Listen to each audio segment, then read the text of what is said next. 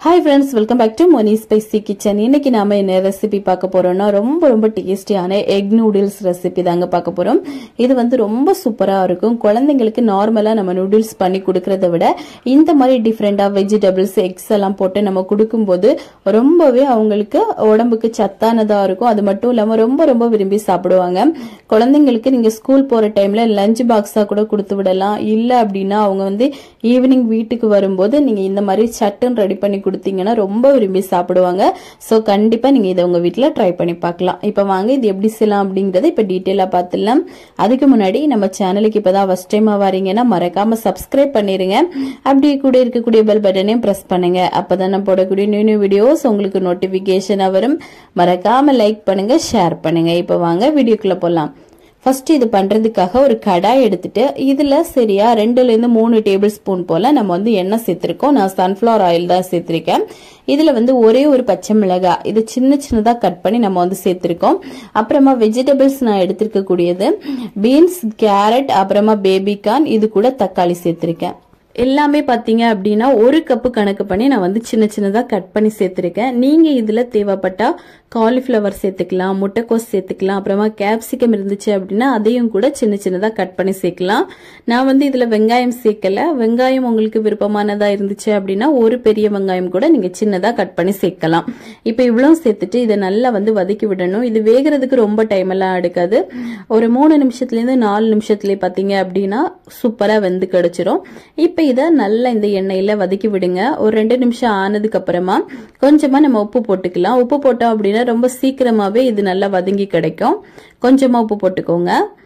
இப்ப இதுல நம்ம கொஞ்சமா உப்பு போட்டுடலாம். போட்டுட்டு நல்லா வதக்கி விட்டுட்டோம் அப்படின்னா இது கொஞ்சம் சீக்கிரமாவே வெந்து கிடைக்கும். அதுக்காக தான் இப்போ இதை நல்லா இந்த மாதிரி வதக்கி விடுங்க. இந்த மாதிரி பேபிகார்ன் போட்டு நம்ம கொடுக்கும்போது குழந்தைங்க ரொம்ப விரும்பி சாப்பிடுவாங்க. இப்போ இதுல ஒரு 1/4 டீஸ்பூன் அளவுக்கு கரம் மசாலா, 1/2 டீஸ்பூன் அளவுக்கு சில்லி பவுடர், அப்புறமா ஒரு 1/2 டேபிள் ஸ்பூன் அளவுக்கு நம்ம வந்து சிக்கன் மசாலா சேர்த்திருக்கோம். ஒரு 1/4 டீஸ்பூன் அளவுக்கு பெப்பர் போட்டிருக்கேன், நல்ல மிளகுத்தூள்.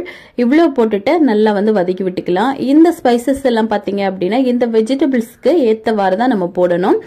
மேகிக்கும் நீங்க கணக்கு பண்ணி போட்டுட்டீங்க அப்படின்னா அதுல இருக்கக்கூடிய மசாலாவிலே எல்லாமே இருக்கும். அதனால நம்ம இந்த வெஜிடபிள்ஸ்க்கு ஏத்தவாறு மட்டும் நம்ம ஸ்பைசஸ் எல்லாம் போட்டுக்கலாம்.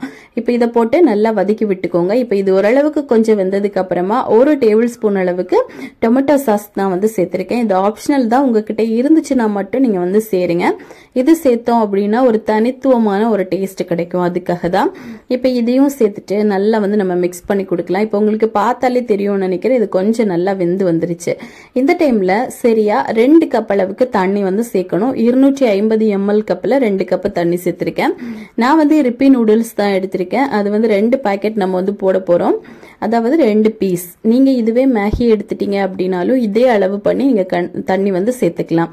இப்போ இதை நல்லா வந்து தண்ணியை சேர்த்துட்டு மிக்ஸ் பண்ணி கொடுங்க. மிக்ஸ் பண்ணி கொடுத்துட்டு நம்ம இதை கொதிக்க விட்டுறலாம். இப்ப கொதிக்கிற ஸ்டேஜ்ல நான் வந்து ரிப்பி நூடுல்ஸ் தான் எடுத்திருக்கேன். இப்ப இதுல 2 பீஸ் வந்து நம்ம போட போறோம். இந்த மாதிரி கொதிச்சு வார டைம்ல தான் நம்ம வந்து நூடுல்ஸ் கண்டிப்பா சேர்க்கணும். அதுக்கு முன்னாடி சேர்த்துறாதீங்க. இப்ப இதுல நம்ம 2 பீஸ் வந்து சேர்த்துக்கலாம். இதுவே மேகி எடுத்துட்டீங்க அப்படின்னாலும் இதே ஒரு டேஸ்ட் தான் அதுலயும் இருக்கும். ரிப்பி நூடுல்ஸ் அப்படிங்கிற பட்சத்துல அந்த மசாலா வந்து இன்னும் கொஞ்சம் நல்லா ஸ்பைசஸா இருக்கும். அதுக்காக தான் நம்ம இது எடுத்திருக்கோம். இப்ப இவ்வளோத்தையும் போட்டுட்டு இந்த தண்ணியிலே பாத்தீங்க அப்படின்னா இந்த மேகி வந்து நல்லா வேக ஆரம்பிக்கும். இது வேகிறதுக்கு ரொம்ப எல்லாம் டைம் எடுக்காது. ஒரு 2 ல இருந்து 3 நிமிஷம் தான் ஆகும். இப்ப இத நல்லா இந்த மாதிரி தண்ணியில டிப் பண்ணி விடுங்க. அப்ப சீக்கிரமா வந்து கிடைக்கும். ஃபர்ஸ்ட் நம்ம போட்டது பாத்தீங்க அப்படின்னா தண்ணியிலே ஊறி கொஞ்சம் வேக ஆரம்பிச்சிருச்சு. அதுக்கப்புறமா இன்னொன்னே இந்த மாதிரி நல்லா வேக வச்சு எடுத்துக்கலாம். இப்ப எல்லாமே ஓரளவுக்கு ஒரு அரைவாசி நல்லா வந்து வந்துருச்சு.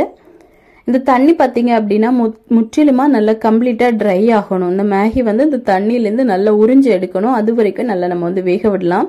இப்ப பாருங்க ஒரு 3/4 பாகம் வெந்ததுக்கு அப்புறமா நம்ம வந்து இந்த ரிப்பி நூடுல்ஸ்லயே கொடுத்துருக்கக்கூடிய மசாலா இருக்கும்ல அதுல வந்து 2 பாக்கெட் இந்த மாதிரி கட் பண்ணி போட்டுக்கோங்க. போட்டுட்டு இப்ப நல்லா வந்து கிளறி கொடுத்துக்கலாம். இந்த மேகி மசாலா பாத்தீங்கன்னா நம்ம ஃபைனலா தான் சேர்க்கணும். எடுத்த உடனே நம்ம தண்ணியில போட்டு கிளறிடக்கூடாது. இந்த மாதிரி சேர்க்கும் போது தான் நல்ல பிளேவரா வாசனையா சூப்பரா இருக்கும். இப்போ இந்த நூடுல்ஸ் கூட இந்த நூடுல்ஸோட மசாலாவும் நல்லா வந்து மிக்ஸ் ஆகணும். இந்த அளவுக்கு நல்லா மிக்ஸ் ஆகி அந்த தண்ணி எல்லாம் கொஞ்சம் நல்லா வத்தி வரட்டும். இப்ப பாருங்க தண்ணி எல்லாம் கம்ப்ளீட்டா நல்லா வத்தி வந்துருச்சு. இந்த டைம்ல இந்த நூடுல்ஸ் எல்லாத்தையுமே பாத்தீங்கன்னா ஒரு சைடுல நம்ம வந்து கொண்டு வரணும். ஒரு பக்கம் இந்த மாதிரி கொண்டு வாங்க. கொண்டு வந்துட்டு மிச்சமா இருக்கக்கூடிய அந்த இடத்துல நம்ம வந்து 2 எக் வந்து உடைச்சு விட போறோம். நார்மலான எக் தான். இது வந்து சரியா 2 சேர்த்திருக்கேன். நம்ம 2 நூடுல்ஸ் போட்டதுக்கு 2 எக் அப்படிங்கிறது சரியா இருக்கும். நீங்க தேவைப்பட்டா 3 கூட போட்டுக்கலாம். இதுல வந்து ஒரு 1/4 டீஸ்பூன் அளவுக்கு உப்பும் ஒரு 1/4 டீஸ்பூன் அளவுக்கு பெப்பரும் போட்டுட்டு இதை கொஞ்சம் நல்லா வேக விடணும். அதாவது நம்ம வந்து ஹை ஃப்ளேம்ல எல்லாம் வச்சிடக்கூடாது. லோ ஃப்ளேம்ல வச்சுட்டு மெதுவா இந்த மாதிரி கிளறி கொடுக்கணும்.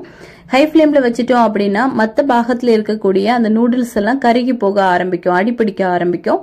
அதனால லோ ஃப்ளேம்ல வச்சுட்டு பொறுமையா இந்த மாதிரி நல்லா கிளறி கொடுங்க. இப்ப பாருங்க ஓரளவுக்கு நல்லா வெந்ததுக்கு அப்புறமா நம்ம மொத்தமா இந்த முட்டையில போட்டு இந்த நூடுல்ஸை நல்லா வந்து கிளறி கொடுக்கணும்.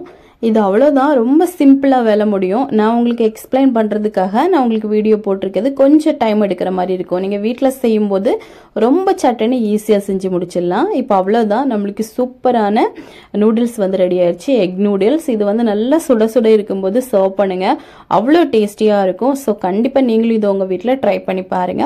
ட்ரை பண்ணி பார்த்துட்டு எப்படி வந்துச்சுன்னு மறக்காம கமெண்ட் பண்ணுங்க. இதே மாதிரி இன்னும் நிறைய ரெசிபிஸ் வேணும்னு நினைச்சீங்கன்னா மோனி ஸ்பைசி கிச்சன் சேனலை சப்ஸ்கிரைப் பண்ணி வச்சுக்கோங்க. லைக் பண்ணுங்க, ஷேர் பண்ணுங்க. நெக்ஸ்ட் இன்னொரு வீடியோவில் உங்களை சந்திக்கும் வரை டேக் கேர், பாய்.